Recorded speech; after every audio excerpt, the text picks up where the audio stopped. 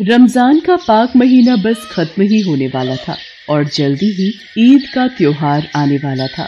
हर रोजेदार की तरह सलीम को भी ईद का बेसब्री से इंतजार था। सलीम की माली हालत बहुत अच्छी नहीं थी। वो एक दर्जी था। अपने ही घर के बाहर एक छोटी सी दुकान थी उसकी। सिलाई का काम सलीम ने अपने अब्बू से सीखा था। उस जमाने में सिलाई का काम बढ़िया चलता था, लेकिन अब वक्त बदल चुका था। लोग ज्यादातर रेडीमेड कपड़े खरीदना और पहनना पसंद करने लगे थे। यही वजह थी कि सलीम का काम लगभग बंद ही पड़ गया था और इसीलिए सब कुछ बहुत मुश्किल हो गया था। सुनिए जी, रोजे तो किसी तरह निकल गए, लेकिन ईद को क्या करेंगे? बच्चों का बड़ा मन है नए कपड़े पहनने का, तो सिल दीजिए ना दोनों के लिए एक एक जोड़ी। और वो सिवई। हाँ, मैं करता हूँ कुछ, तुम फिक्र ना करो। इतना कहकर सलीम घर से बाहर आ गया। वो अपनी बीवी फातिमा से नजरें चुरा रहा था, क्योंकि सच यही था कि एक दर्जी होने के बावजूद वो अपने बच्चों के लिए ईद पर नए कपड़े नहीं सिल पा रहा था, क्योंकि उसके पास कपड़ा खरीदने तक के पैसे नहीं थे। फातिमा सलीम के हालात समझती थी, लेकिन वो भी क्या करे। बच्चों के फरमाइशी चेहरे उसे बोलने पर मजबूर कर ही देते थे। अम्मी, आपने अब्बू से बात की? हाँ, बोल दिया है मैंने। अब्बू ने कहा कोशिश करेंगे। फिर से कोशिश? तब तो हो गया, आपा रहने दो। यहाँ तो उम्मीद लगानी ही बेकार है। लगता है इस बार भी इन्हीं फटे पुराने कपड़ों में मनेगी ईद। और मनेगी भी क्या, वही हर साल की तरह अम्मी पानी में सेवई उबाल कर दे देंगी। बस हो गई हमारी ईद तो। इससे अच्छा तो ईद आती ही नहीं। 7 साल का अमान ये सब एक सांस में कह गया। उसके मन में एक बार भी ये ख्याल नहीं आया कि उसकी बातें फातिमा को कितनी तकलीफ दे रही थी। फिर उसी शाम, सुनिए जी, मैंने फैसला कर लिया है। वो पास वाली सोसाइटी में मैं कल ही जाऊंगी। और फातिमा, मुझ पर भरोसा रखो, मैं कुछ कर लूंगा ना। तुम घर पर वैसे ही बहुत काम करती हो, इससे ज्यादा मेहनत तुम्हारे लिए ठीक नहीं है। ठीक तो वो भी नहीं जो हो रहा है। बच्चों ने इस बार कितने मन से रोजे रखे हैं। ईद पर कुछ तो होना ही चाहिए उनके लिए। और ऐसा नहीं है कि मुझे आप पर भरोसा नहीं है, लेकिन जब तक आपका काम ठीक से नहीं चलता, मैं आपकी मदद करना चाहती हूँ बस। सलीम चाहकर भी फातिमा को रोक नहीं पाया और अगले ही दिन फातिमा काम की तलाश में निकल गई। जी अस्सलाम वालेकुम, मुझे राधा ने भेजा है। अच्छा, वालेकुम अस्सलाम। आओ अंदर आ जाओ। तुमने इससे पहले कहाँ काम किया है? जी कहीं भी नहीं, बस अपना घर ही संभालती आई हूँ अब तक तो। देखो, ईद पर हमारे यहाँ बहुत बड़ी पार्टी है, तो तुम सब कर तो लोगी ना? जी आपा, मैं सब कर लूंगी, आप बिल्कुल फिक्र ना करें। 1 मिनट, मुझे ये फालतू की रिश्तेदारी पसंद नहीं है। मुझे मैडम कहोगी तो ज्यादा ठीक रहेगा। जी मैडम जी, माफ कीजिएगा। वो घर काफी बड़ा था। घर की मालकिन हिना वहाँ अपनी बच्ची शाइना के साथ रहती थी। हिना के शौहर का इंतकाल हो चुका था और अब वो खुद ही अपने शौहर का गारमेंट्स का बिजनेस संभाल रही थी। अकेले रहने की वजह से हिना का बर्ताव थोड़ा रूखा हो गया था। वो ज्यादातर गुस्से में ही रहती थी। ये क्या है फातिमा, तुमने अब तक ब्रेकफास्ट नहीं लगाया? मैडम जी, मैंने शाइना बेबी का टिफिन तैयार कर दिया है। और आपका तो रोजा होगा ना? नहीं, मैं रोजे नहीं रखती। तुम्हें मुझसे पूछ लेना चाहिए था। ओह, माफ कीजिएगा मैडम जी, मैं बस अभी कुछ बना कर ले आती हूँ आपके लिए। नहीं, रहने दो, अब मेरे पास टाइम नहीं है, मैं जा रही हूँ। इतना कहकर हिना घर से बाहर निकल गई और फातिमा शाइना के पास चली गई। शाइना बेबी, जल्दी करिए, आपके स्कूल की बस आती ही होगी। आंटी, मेरा स्कूल जाने का मन नहीं है। क्या? ऐसा मत कहिए, आपकी अम्मी गुस्सा करेंगी। आपको अम्मी से कुछ बोलने की जरूरत नहीं है। अम्मी तो वैसे भी शाम को घर आती हैं, उन्हें कुछ पता नहीं चलेगा। नहीं बेबी जी, ये तो गलत होगा ना। चलिए, मैं आपको स्कूल के लिए तैयार कर देती हूँ। फातिमा के जोर देने पर शाइना स्कूल जाने के लिए तैयार हो गई। फातिमा ने उसे अपने हाथों से स्कूल के लिए तैयार किया। फिर शाम के वक्त, मैडम जी, वो कुछ बात करनी थी आपसे। हाँ बोलो। मैडम जी, वो परसों ईद है तो। अरे हाँ, मुझे तो याद ही नहीं था। बहुत सारी तैयारियां करनी होंगी, पार्टी में कई लोग आएंगे। ऐसा करो, यहाँ बैठो, मैं बताती हूँ क्या क्या बनाना है। हिना ने जानने की कोशिश तक नहीं की कि आखिर फातिमा उससे क्या कहने वाली थी। फातिमा चुपचाप हिना की सारी बातें ध्यान से सुनती रही। फिर कुछ देर बाद, इतना सब ठीक रहेगा, पर याद रहे फातिमा, कोई गलती नहीं होनी चाहिए। जी नहीं होगी मैडम जी। एक गुजारिश है, अगर आप पूरी कर दे तो बड़ी मेहरबानी होगी। हाँ बोलो। मैडम जी, वो मेरे बच्चे ईद पर। फातिमा अपनी बात पूरी कर पाती उससे पहले ही हिना के फोन पर किसी का कॉल आ गया और वो बात करते हुए अपने कमरे की तरफ चली गई। ये देखकर फातिमा उदास हो गई। तभी शाइना स्कूल से वापस लौट आई और फातिमा को उदास देखकर उससे बोली, क्या हुआ आंटी, आप इतने सैड क्यों हो? कुछ नहीं बेबी जी, आप चलिए ना, मैं आपके कपड़े बदल देती हूँ। नहीं, पहले आप बताइए आप सैड क्यों हो? सुबह मैंने आपकी बात मानी थी ना, तो अब आपको मेरी बात माननी होगी। मुझे बताइए ना क्या प्रॉब्लम है। वो बेबी जी, रहने दीजिए, कोई बात नहीं है। आंटी बताइए ना प्लीज। शाइना फातिमा से जिद करने लगती है, जिसके बाद फातिमा उससे अपनी सारी परेशानियां कह देती है। ओह गॉड, क्या ऐसा भी होता है? मेरे पास तो कितने सारे नए कपड़े हैं और फिर भी अम्मी मुझे ईद के लिए नए कपड़े दिलवाने वाली हैं। आंटी आप बिल्कुल परेशान मत हो, मैं अम्मी को बोल दूंगी, वो आपके बच्चों के लिए भी नए कपड़े खरीद लेंगी। फातिमा, क्या है ये सब? मैंने सब सुन लिया है। तुम्हें अगर कुछ चाहिए तो मुझसे बात करो ना। शाइना से ये सब कहने का क्या मतलब है? क्या करना चाहती हो तुम? अम्मी, आंटी को मत डांटिए, मैंने ही। शाइना, तुम चुप रहो और अपने कमरे में जाओ अभी। मैडम जी, आप गलत समझ रही हैं। मैं जो समझ रही हूँ ठीक समझ रही हूँ। तुम्हें कुछ कहने की जरूरत नहीं है। बस ये ईद की पार्टी निपटाओ और फिर उसके बाद अपना हिसाब करो। तो नहीं मैडम जी, ऐसा मत कहिए, मुझे इस काम की बहुत जरूरत है। जरूरत है तो क्या कुछ भी करोगी तुम? मेरी शाइना अभी बच्ची है, उसे बहलाकर तुम क्या करना चाहती थी? मैं सब समझती हूँ। इतना कहकर हिना वहाँ से चली गई। फातिमा दुखी होकर रोने लगी। हिना ने उसे उसकी सफाई में कुछ कहने का मौका तक नहीं दिया। अम्मी, आप आ गई? कहाँ जा रहे हो तुम दोनों? सिर्फ हम दोनों नहीं अम्मी, बल्कि आप भी तो चल रही हैं ना हमारे साथ, ईद के लिए कपड़े दिलवाने। आपने ही तो कहा था कल। हाँ कहा तो था मैंने, पर बच्चों। पर क्या अम्मी, आप भी अब्बू की तरह झूठ बोल रही थी क्या? नहीं, पर वो क्या है ना, आज मैडम जी से बात नहीं हो पाई। कल मैं जरूर उनसे बात करूंगी और तब हम पक्का बाजार चलेंगे, ठीक है?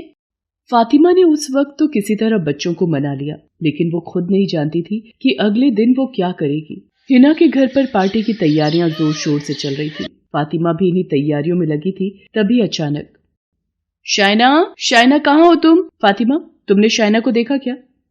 नहीं मैडम जी, मैंने तो उन्हें नहीं देखा। देखो फातिमा, सच सच बताओ, कहाँ है मेरी शाइना? मैडम जी, आपका क्या मतलब है? मुझे सच में नहीं पता शाइना बेबी कहाँ है। हिना ने खुद ही ये तय कर लिया था कि फातिमा ने ही शाइना को गायब किया है। वो पुलिस को फोन करने ही वाली थी कि तभी अचानक शाइना खुद वहां पर आ गई।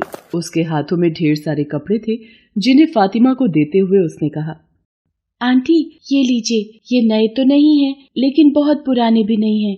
मैंने स्टोर रूम से लेकर आई हूँ। अब तो आपके बच्चे ईद पर खुश हो जाएंगे ना? शाइना, क्या है ये सब? तुमसे ये सब किसने करने के लिए कहा? फातिमा ने ना?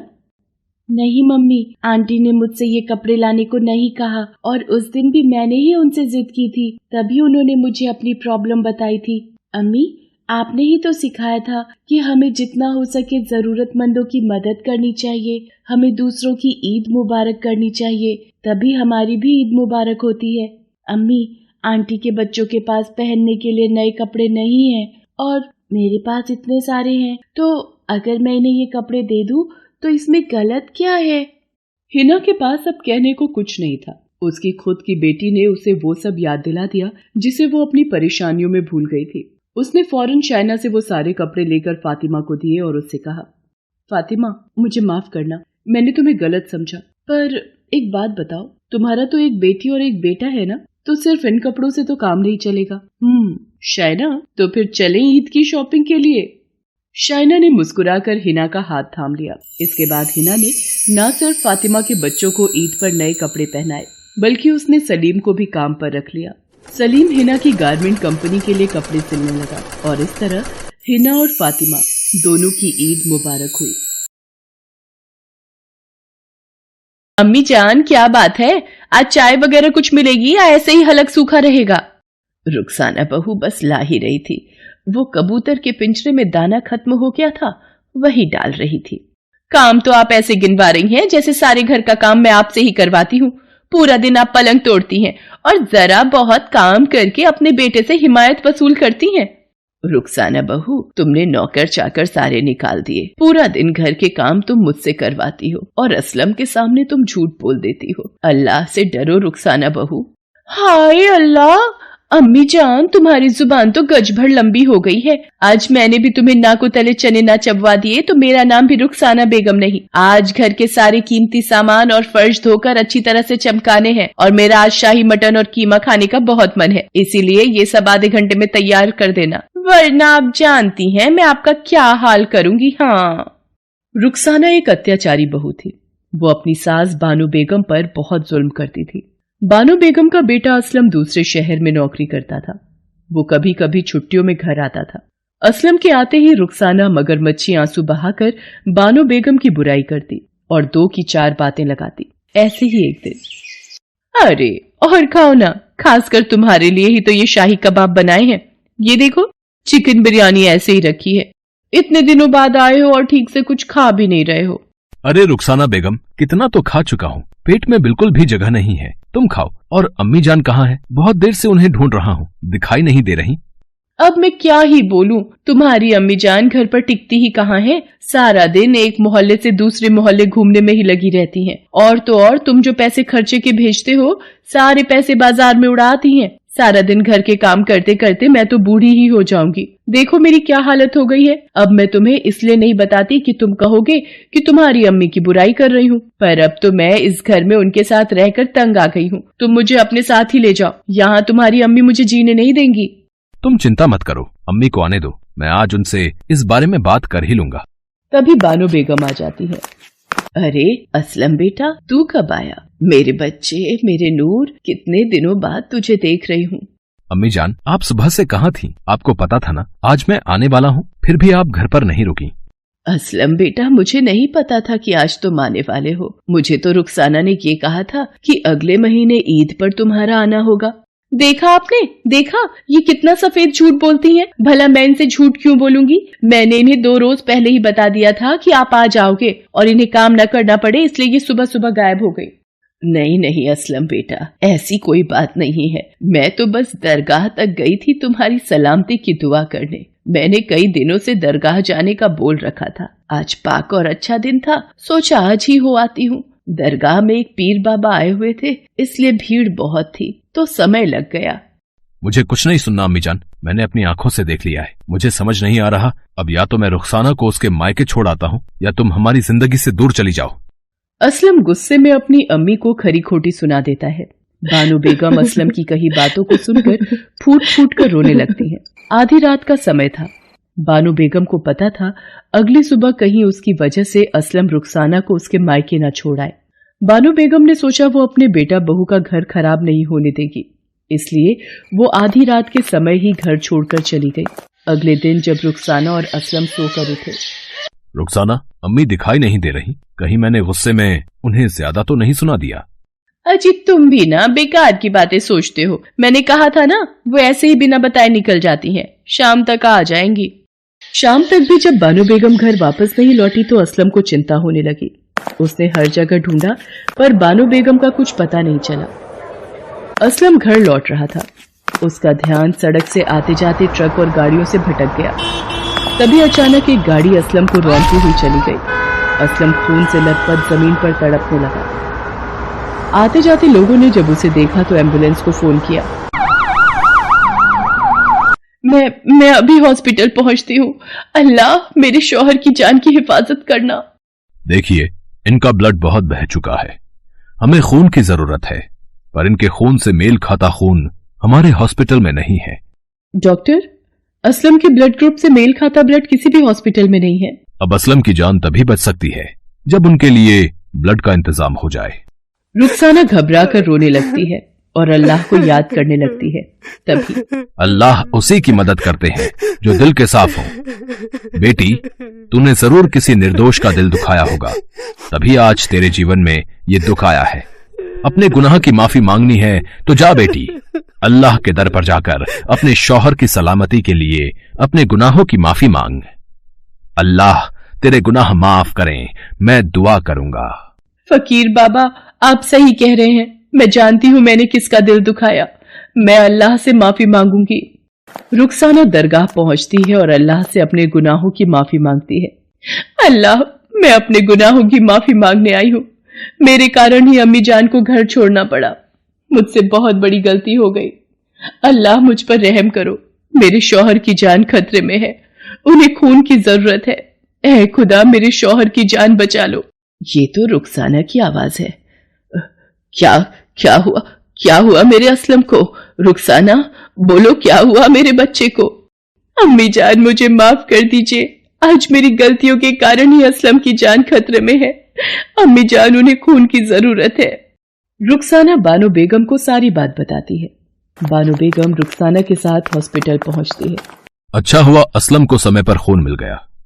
अब असलम की जान को कोई खतरा नहीं। अम्मी, आपने अपने बेटे को खून देकर अपना फर्ज निभाया। असलम की जान बच गई। ऐ खुदा, तेरा लाख लाख शुक्र है। अम्मी जान, मैंने आपके साथ हमेशा गलत किया। आप मेरी खातिर घर छोड़कर चली गई। अम्मी जान, आप कहां चली गई थी? मैंने आपसे ऊंची आवाज में बात की। मुझे माफ कर दो अम्मी जान। मेरे बच्चों, मैं तुम दोनों से बिल्कुल भी खफा नहीं हूं। तुम दोनों तो मेरी जिंदगी हो। और फिर कुछ दिनों बाद असलम घर वापस आ जाता है। रुखसाना को समझ आ गया था कि दुनिया की असली जन्नत अपने बड़ों की दुआओं में होती है। रुखसाना और असलम अपनी अम्मी जान के साथ मिलकर धूमधाम से ईद का त्योहार मनाते हैं। बानो बेगम के लिए अपने बेटा बहू का प्यार उस दिन सचमुच ईद का सबसे खूबसूरत तोहफा था।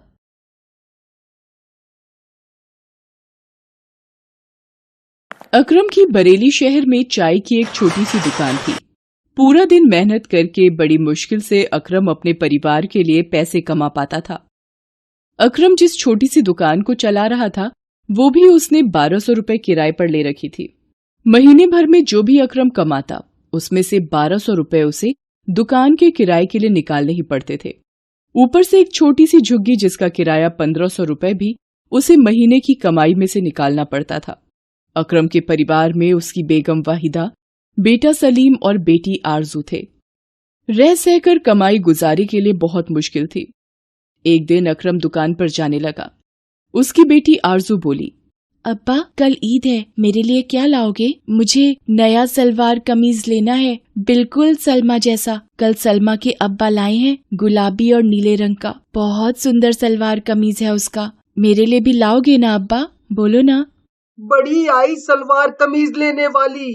अब्बा तो मेरे लिए नया बैट बॉल लाने वाले हैं। देखना, मेरे लिए लाएंगे अब्बा। कल की ईदी मुझे मिलेगी। बच्चों, जाओ बाहर जाकर खेलो। अपने अब्बा हुजूर को परेशान मत करो। आप परेशान मत हो। ये बच्चे तो बस ऐसे ही कुछ न कुछ मांगते रहते हैं।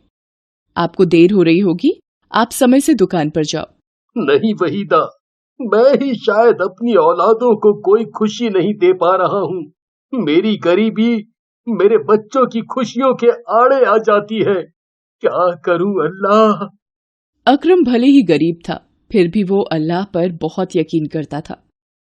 दुकान पर जाते हुए वो रोजाना मस्जिद होते हुए जाता था। वो दुकान पर जैसे ही पहुंचा, एक व्यक्ति कुछ गुंडों के साथ वहां आया और अकरम से बोला, अकरम मियां, निकालो हफ्ते के पैसे। पिछले हफ्ते मैंने तुम्हें छोड़ दिया था, पर आज मैं पैसे लेकर ही जाऊंगा। दुकान चलानी है तो मेरा हिस्सा भी टाइम पर दिया करो। जमील भाई, मेरी इस महीने बिल्कुल भी कमाई नहीं हुई। दुकान और घर का किराया देना भी बाकी है। मुझे इस बात से कोई मतलब नहीं। मुझे तो अपने हिस्से से मतलब है। यहाँ बाजार में सभी दुकानदार मुझे अपनी कमाई का हिस्सा देते हैं। तुम्हें भी देना है। परसों ईद है, कल मैं फिर आऊंगा। मेरे रुपए तैयार रखना। जमील अकरम को अगले दिन आने की धमकी देकर चला जाता है। अकरम मायूस होकर घर वापस आ जाता है। पूरी रात वो सोच में रहता है कि अगले दिन जमील आएगा और उसके पास बिल्कुल भी पैसे नहीं थे। जमील एक गुंडा था और अकरम को अपने से ज्यादा अपने परिवार की चिंता थी। वो अल्लाह को याद करता हुआ पूरी रात सोचता रहा। अगले दिन वो दुकान के लिए उठा और जल्दी जल्दी में बिना कुछ बोले घर से निकल गया। वो रोजाना की तरह उस दिन भी मस्जिद में अल्लाह के आगे सिर झुकाकर जाना चाहता था। वो जैसे ही मस्जिद के पास पहुंचा, उसने देखा कि एक औरत जमीन पर बेहोश होकर गिर गई है और एक छोटा बच्चा उसके बराबर में रोने लगा। लोग औरत के नजदीक से होकर गुजरने लगे, पर किसी ने भी औरत और बच्चे की मदद नहीं की। अकरम तेजी से उस औरत के पास गया और बच्चे को उठाकर अकरम ने एक रिक्शे वाले को रोका। अकरम उस औरत और बच्चे को लेकर सीधा अस्पताल पहुंचा।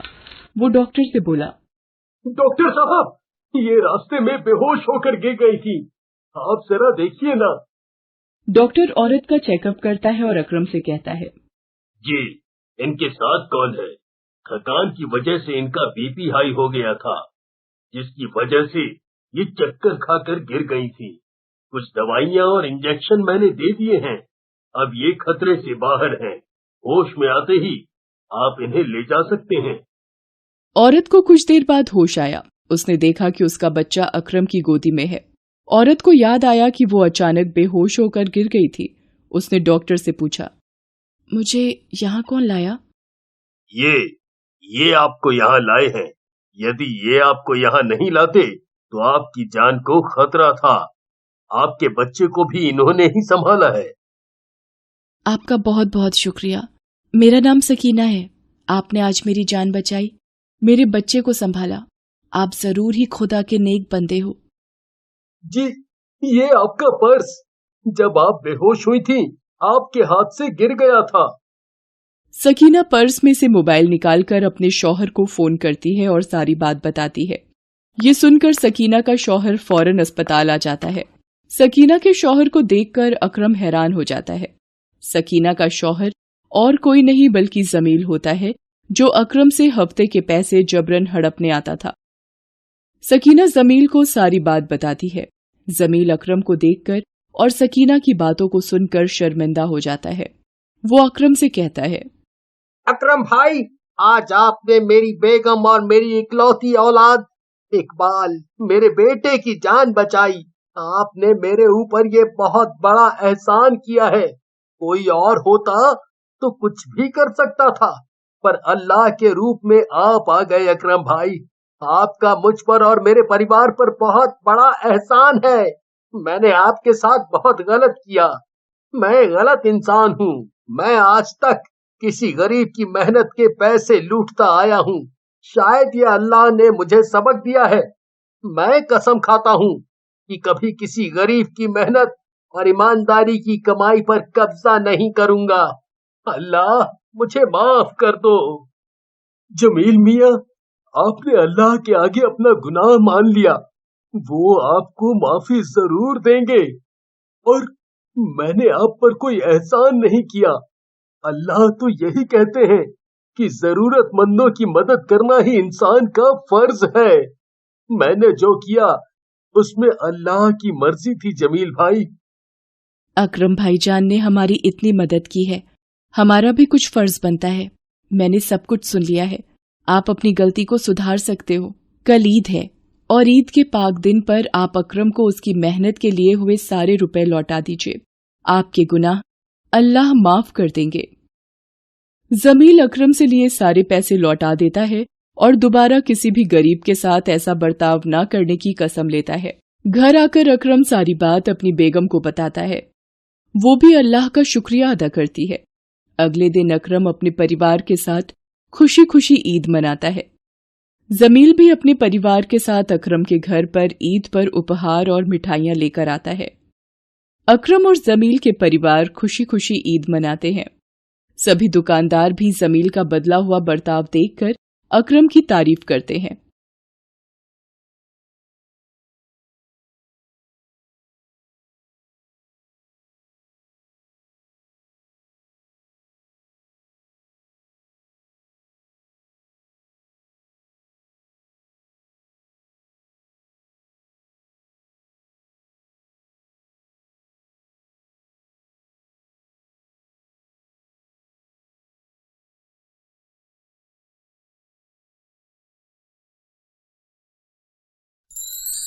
Thanks for watching.